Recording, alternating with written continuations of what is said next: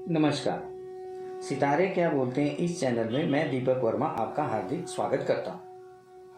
आज इस वीडियो में मैं आपको शिवलिंग के बारे में कुछ जानकारी दूंगा कि आपको घर में कौन सा शिवलिंग रखना चाहिए, कैसे रखना चाहिए, वो कौन सी दिशा में रखना चाहिए, उसके बारे में आपको बताऊंगा। आजकल कई लोग शिवलिंग की घर में स्थापना करते हैं, लेकिन उनको ये नहीं पता होता कि घर में कौन सा शिवलिंग रखना अच्छा होता है और कितना बड़ा रखना चाहिए और उसका साइज क्या होना चाहिए। आजकल भागदौड़ की जिंदगी के कारण लोग घर में रखे शिवलिंग की पूजा अच्छे से नहीं कर पाते, जिसके कारण दुष्परिणाम झेलने पड़ते हैं। सबसे पहले आपको ये बताऊंगा कि घर में कितना बड़ा शिवलिंग रखना चाहिए। घर में आपको हाथ के अंगूठे के साइज का शिवलिंग घर में रखना चाहिए, बड़ा नहीं रखना चाहिए। कई लोगों के घर में देखा गया है कि बड़े बड़े शिवलिंग शौक से खरीद लाते हैं, लेकिन पूजा करने के समय नहीं मिलता उनको, जिनके कारण बुरे प्रभाव झेलने पड़ते हैं। शिवलिंग में बाजार में बहुत तरह के मिलते हैं, जैसे पीतल, सफेद पत्थर, स्फटिक, पारद और काले पत्थर के शिवलिंग। काले पत्थर के शिवलिंग भी बाजार में मिलते हैं। उस शिवलिंग को महाकाल बोला जाता है। उस महाकाल शिवलिंग को अगर आप घर में स्थापित करते हैं तो रोज अच्छे से पूजा, अभिषेक, आरती सब विधि विधान से करना पड़ता है, जो कि कम समय होने के कारण पूजा नहीं हो पाती। इसके कारण घर में तरह तरह की प्रॉब्लम्स आनी शुरू हो जाती।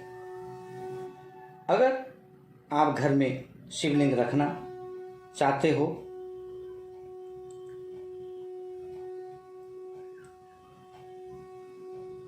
उनकी जगह आपको अलग से होनी चाहिए। उनको अलग रूम बना के रखना चाहिए कि शिवलिंग की पूजा सही ढंग से हो सके, अभिषेक हो सके, पूजा अर्चना हो सके, साफ सुथरा रहे, पवित्र रहे।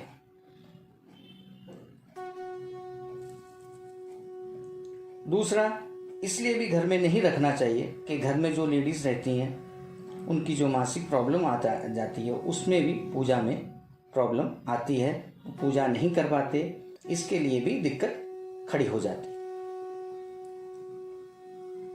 अगर आपने शिवलिंग घर पे रखना है तो कौन सा रखना है वो अभी मैं आपको बताऊंगा।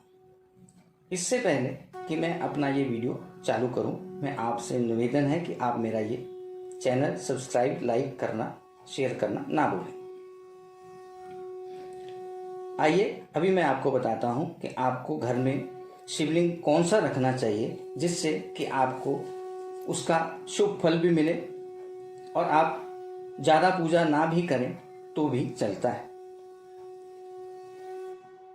आपको घर में स्फटिक का या पारद का शिवलिंग घर में रखना चाहिए, लेकिन दोनों असली होने चाहिए। अगर वो असली नहीं मिलते तो भी आपको प्रॉब्लम्स हो सकती है। अगर आपको असली मिल जाते हैं तो किसी योग्य पंडित से पूजा पाठ करवा के घर में स्थापित कर सकते हैं और उनकी नॉर्मल पूजा करके अच्छा फल प्राप्त कर सकते हैं। स्फटिक और पारद की शिवलिंग के दर्शन करने मात्र से ही हमारे सब काम पूरे होने लग जाते हैं, हमारी इच्छा पूरी हो जाती है। आप सबको मैं ये बताना चाहता हूं कि बिना किसी योग्य पंडित से पूछे बिना आप महाकाल शिवलिंग घर में ना रखें। अगर आपको रखना ही है तो आप पारद या स्फटिक का शिवलिंग घर में रख सकते हैं। इनके रखने से आपका घर का वास्तु दोष भी खत्म होता है, नेगेटिविटी भी खत्म होती है और घर में सुख शांति बनी रहती है। ये सब बातें जो मैंने आपको बताई हैं उसको समझकर घर में शिवलिंग रखना चाहिए।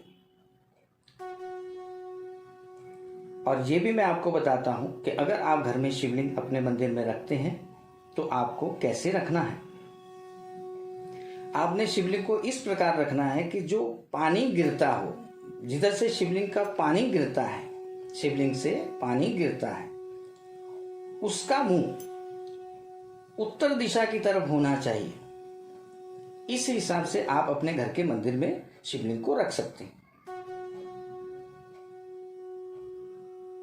और पूजा पाठ जैसे आप नॉर्मल पूजा आप कर सकते हैं। अभिषेक आप करना चाहें तो करो, नहीं कर सकते तो कोई दिक्कत नहीं, आप हाथ जोड़ के आप अपना जा सकते हैं। आज इतना ही, कल फिर मुलाकात होगी।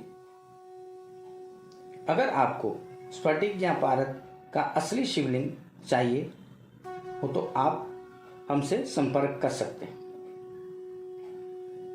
आपको ये मेरा वीडियो कैसा लगा कमेंट जरूर करें और कमेंट में हर हर हर महादेव जरूर लिखें। धन्यवाद।